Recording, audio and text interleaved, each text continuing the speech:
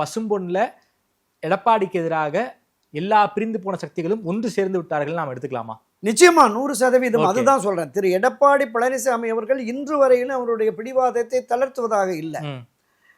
முடியவே முடியாது என்கிற நிலைப்பாட்டில் இருக்கிறார். அது சுயநலத்தின் வெளிப்பாடுங்கிறது எல்லோருக்குமே புரிந்து விட்டது.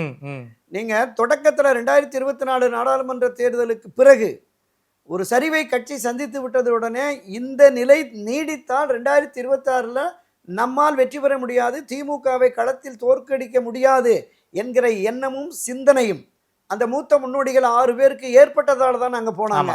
இல்லைன்னா எடப்பாடி சொல்றதை கேட்டுட்டு அவங்க இருப்பாங்கல்ல, வெளியில போனவங்க போகட்டும் அப்படின்னு. அவர்கள் கள யதார்த்தத்தை, தேர்தல் அரசியல் நிலவரத்தை, மக்களின் மனநிலையை முழுமையாக புரிந்தவர்கள் என்பதால் தான் அந்த முயற்சியை மேற்கொண்டாங்க. அந்த முயற்சி பலனளிக்கல. ஒரு 7-8 மாதம் காத்திருந்து பார்த்தாரு மரியாதைக்குரிய திரு செங்கோட்டையன் அவர்கள்.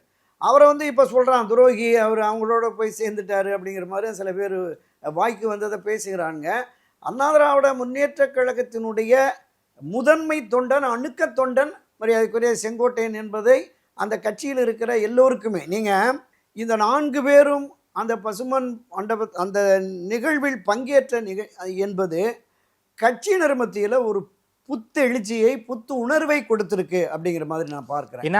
ஒன்றுபட வேண்டும், ஒன்றிணைந்த அதிமுக தான் திமுகவை வீழ்த்த முடியும் என்று தொடர்ந்து வலியுறுத்தி வருகிற தலைவர்கள். எனவே அதை நோக்கி அதிமுக பயணிக்கிறதோ என்கிற பார்வை வந்துருச்சு.